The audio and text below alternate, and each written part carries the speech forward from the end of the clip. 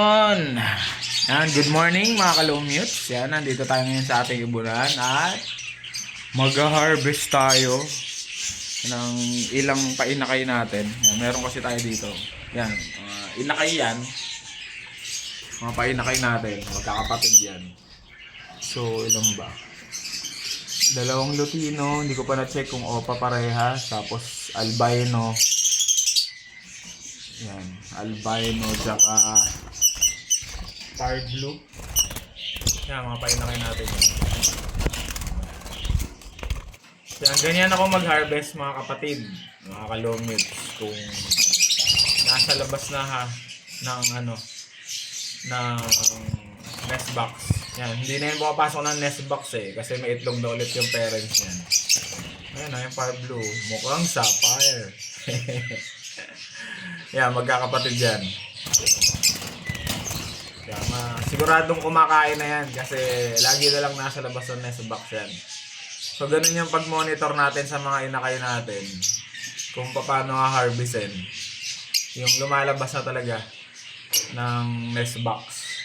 Yan, yun yung ginagawa nating basehan para masigurado na talagang kumakain na to. Mga one week na yan na hindi pumapasok sa nest box nila. Ang ganda talaga ng fire blue na yan. Magkakapatid yan. May itlog na kasi ulit yung parents. Tingnan natin. So makita nyo rin yung parents nila.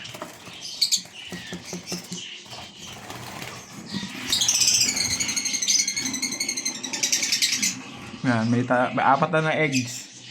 So yun yung parents Yan, yung fire blue tsaka yung green. Yan ang magulang nila. Diba? Walang red eye sa magulang pero laging naglalabas ng red eye. Yan, ang ganda talaga na itong na to fire blue. Napainakay ko. Na mukhang sapphire. Diba? Mukhang sapphire ba mga kapatid? Yan, mainit kasi yan ay ang sapphire. Yan, pero totoo, matagal lang may sapphire sa Pilipinas. Hindi lang nabibigyan ng pansin. So dito guys, meron din dito na mayroon akong inakay dito sa nest box na to. Ayan. May itlog na rin pero hindi ko pa hina-harvest. Apat din yung inakay dito Kasi hindi pa lahat na labas ng nest box. Panay normal lang to Ayan, tingnan nyo. Baka may itlog na rin to. May itlog na nga. May dalawa ng itlog. Pero hindi ko pa ito hina-harvest. Mga next week ko pa ito harvestin. Ayan. Ang parents naman ito is back-to-back green. Yan, na normal. Nag-anak ng dalawang blue fisher saka dalawang green fisher. Ito magulang to, parents to. So ayan yung mga inakay. Yan, blue fisher. Yan, anak din na yan. May mga next week ko na yan siguro harvested. Tingnan natin. Kasi hindi pa talaga totally ito lumalabas ng nest ng pugad. Itong mga inakay. Ayun masyado pang jubis pa yan. Ayan, medyo mahina pa yung mga inakay Mga next week siguro. Harvestin na natin yan. So yun. May apat na ulit. Tapos pakitaan ko pa kayo ng mga iba nating may inakay. Kasi nga nag-set up tayo ng bago, ng bagong ibunan. Inayos natin yung setup ng kulungan natin. Dito, magaling din to Magaling din mag itlog. Normal lang din to. Ayan ang lalaki na. Ilan yung anak nito? Isa. Dalawa. Ayan, tatlo. May isang red eye dito na anak kaso siya yung pinakabunso Ito red eye din, mukhang albino to kasi kulay puti ang down feathers. Yung red eye yan, kaso nga siya yung pinakamaliit sa mga magkakapatid. Yung mga kapatid niya ganda na naman ito yan. Ano kaya to? Hindi ka naman pwede mag-opa. Wala namang opa sa parents mo. Yan o. Ganda. Yan. Yung mga susunod na i-harvest natin. Pero matagal pa yan. Yan. So, kung sino may gusto ng 4-hand feeding, pwede nating i-out yan. Kung sino lang may gusto. Let ng red eye. Sayang. Sana mabuhay. Kasi yun, mayroon pang makikita dito sa inyo na may ina kayo din. Yeah.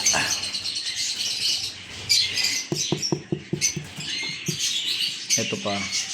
Medyo nagbubugahan ng iba natin. Ito. May dalawang ina kayo ito eh. Bakit magkahiwalay kayo? So ito yung isa. Tapos ito pa yung isa. Red eye din, syempre. Yan. So, Lutino na to, sigurado. Kasi green. Down feather siya is green. Sana mag-opa. Yun na lang hintayin natin. Kasi yan ang parents, oh. Lutino opa, tsaka green yung wing, split ino, split opa. Proven na ngayon. Yan yung sumunod. Dito, ito yung pinakamagaling natin na breeder talaga. Ito, anong parents niyan? Yan, green fisher, split ino, split opa, tsaka green Ewing opa, split ino. Tapos, ito yung mga inakay nila. Oh. May inakayan na 4. Lahat red eye. Kunin natin.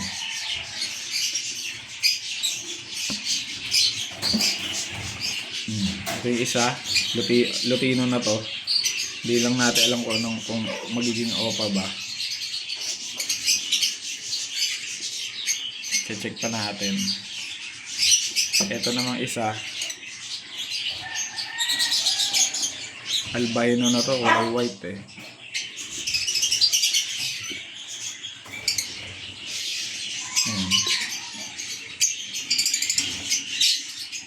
Ito pa isa. Red eye din. So albino rin to. Pero sana may magkrimino. Hindi pa natin sure. Kasi masyado pang maliit. Kasi down feathers itong dalawa is white. So either albino yan or crimino. Ito red eye din, oh. Pero ito Lutino na to kasi kulay green. So 4. Yan, oh. 4 na inakay. Panay red eye. So balik na natin. Magaling bumuhay yung parents yan. So ayan yung parents, oh. Walang red eye sa parents. Pero dating post lang yan. Dating post, possible split sa ino. Ngayon, ano na. Laging may ino sa mga nagiging anak niyan. So yun, ang tulad doon, 4. So yung iba kasi dito, ano pa eh. Bagong salang lang halos lahat ng mga breeders natin. Pero maganda naman, mukhang mag-iitlogan na yung iba. Tulad nito, magana yung puwet na ito. Baka may itlog na rin ito. So wala pa. Wala pang itlog pero mukhang magana yung puwet eh. Ano, back to back opa. Yan yung ano natin, bagong pairing. Possible split ino lang yan, pero sure ball yung karga niyan. So ayan, ilan lang yun. So mayroon pa doon iba kasi na may itlog. Ito na may itlog na to. Ayan na, ayan yung mga ina kayo. Normal lang yan, walang kargang kahit ano. Ayan. Yan yung mga ating harvestin. Pero ito muna ang ating harvestin para makapag-focus na sa ano, paglilimlim yung parents. Yan. Medyo magugulo. Ang ganda talaga ng barbell na to eh. Mukhang sapphire. Yan, focusan nga natin. Kahit medyo maligaw.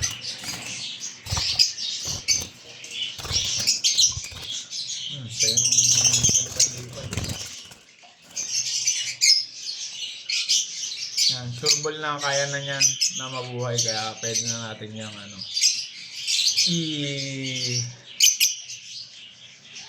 ihiwalay. Lagyan na natin dun sa plates natin. Kaya, huliin ko muna yung ibon para mabidyohan natin ang mas maayos. Out muna tayo mga kalumi. And out!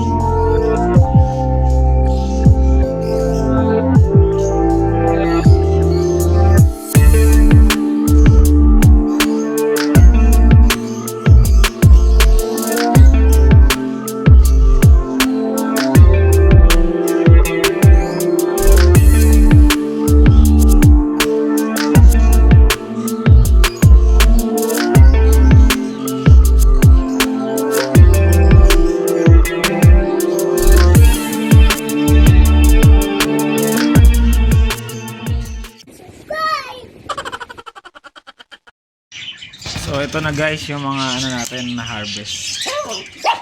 Mga bago nating harvest. Wag ka makulit dyan. Wait. May makulit na may makulit na aso dito eh. Lagyan ko lang para mas makita natin ng maayos. So ayan na guys ang ating mga painakay. So medyo hindi tayo sinuwerte sa Lutino. Hindi nag-opa. Yan, parehas lang na Lutino. Possible split o pipe male. Yan, pero etong albino, mukhang ito pa yung nag-opa eh. Yan, pero di pa natin check yan, yung albino. Pero pag nag-opa yung albino, sex link female yan. So ito yung natin, ito yung parblo natin na mukhang sapphire. Yan, na mainit ngayon sa larangan ng pag-iibon. Ayan, so kayo humusga.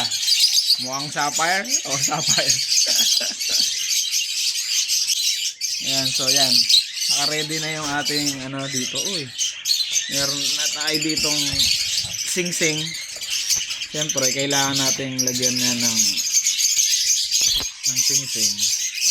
Tapos, dito natin ilalagay yung bago kasi nangat-ngat ng daga yung dati kong logbook. So yan, maglalag tayo para alam natin kung saan galing tong mga magagandang ibon na to. Ayan